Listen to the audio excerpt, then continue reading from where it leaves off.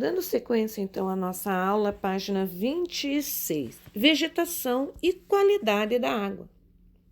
As plantas, elas absorvem a água pelas raízes e utilizam no processo de fotossíntese e também no transporte de substâncias, de outras substâncias, entre as folhas, o caule, as flores e também os frutos. Assim como os animais, as plantas também liberam parte dessa água para o ambiente, através da onde? Por meio da transpiração. Nesse processo, a água sai sob forma de vapor, lá no estado gasoso, e sai pelas folhas. Observe aí a imagem. Olha lá as flechinhas. Entra pela raiz, passa pelo caule, sai pelas folhas. A água é liberada pelas folhas para o ambiente. A água passa pelo interior das plantas e participa da fotossíntese e também do transporte de outras substâncias. A água é absorvida pelas raízes. Esse esquema ele está mostrando a circulação da água na planta. É só observar ali a flechinha. Você sabia que a água liberada pelas plantas na transpiração contribui para manter a umidade do ar? O que é vapor d'água existente na água e o que nós respiramos? A manutenção da umidade do ar em níveis adequados, ele contribui para a formação de chuvas. Além disso, é importante para a saúde do corpo humano, principalmente para o sistema respiratório. Sabe quando demora para chover, o tempo está bem seco, é a umidade relativa do ar que está seca. Agora que nós estamos nessa época de chuvinha bem gostosa, o ar fica úmido e as plantas contribuem para isso e evita muitas doenças respiratórias para nós. Além das plantas serem essenciais para a manutenção do ciclo da água, as matas, florestas que ficam às margens dos rios, lagos e outros corpos d'água, são chamadas de matas ciliares, são as matas nativas ao redor dos rios.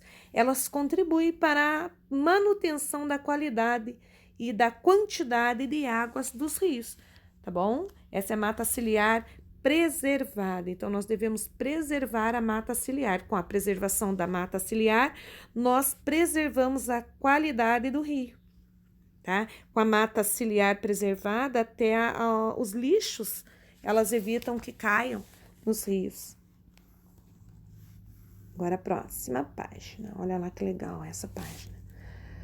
Por que as plantas são importantes para a qualidade do solo e da água? Nós já falamos sobre a importância das raízes serem fixadas na terra, por que quando acontece o desmatamento, o solo fica frágil, fica fraco. Então, vamos lá. A copa das árvores acumula água da chuva e parte dessa água evapora. Isso contribui para que os rios não transbordem em caso de chuvas fortes. Olha que importante. A água retida nas copas que não evapora, pinga nas folhas e escorre pelo tronco da árvore, chegando ao solo com mais suavidade do que a água da chuva, quando ela cai diretamente sobre a terra. O solo das florestas é coberto por folhas, galhos e outros restos vegetais. E isso é muito bom, sabe por quê? Porque protege o solo e evita que forme enxurradas, tá? E a enxurrada carrega os detritos, E então é importante que isso aconteça. Em um solo sem proteção, a força da água remove os nutrientes, aí que a professora falou, e carrega todo o solo para longe em um processo chamado de erosão. Se o solo for levado para dentro dos rios e lagos, ocorre um fenômeno chamado assoreamento, tá? E esses corpos d'água vão ficando cada vez mais rasos, porque o assoreamento é o acúmulo da terra. Então, a água da chuva leva essa terra para onde? Para dentro do rio. E acontece o assoreamento.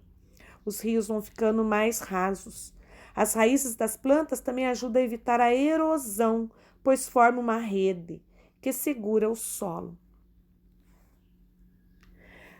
Como Como o solo das florestas tem a proteção das raízes das plantas, a água é absorvida em quantidade uniforme.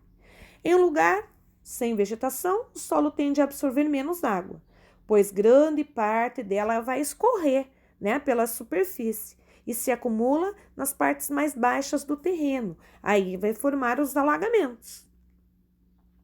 A água que é retida no solo da floresta se infiltra e alcança reservatórios subterrâneos de água ou é levada lentamente em direção aos rios e outros corpos d'água. Então, se a água fosse levada se a água fosse levada de uma vez no momento da chuva, o rio poderia até transbordar, porque ele não aguentaria tanta água, né? Por isso é importante que ele infiltre nos lençóis d'água.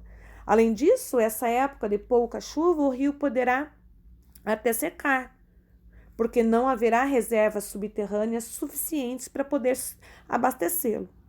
As florestas também ajudam a reter poluentes, dificultando a chegada deles aos corpos d'água.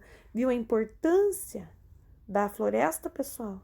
Então, olha lá agora nos quadrinhos. A água da chuva fica retida na folha, nas copas das árvores. E aí ela evapora. Acontece a transpiração. Ó, a representação esquemática da importância da mata ciliar para o ciclo da água. Evaporação, precipitação, água escorrendo pelos troncos das árvores até o chão, água escorrendo pelo solo, infiltração da água do solo. Tá vendo a importância da mata ciliar? Viu só?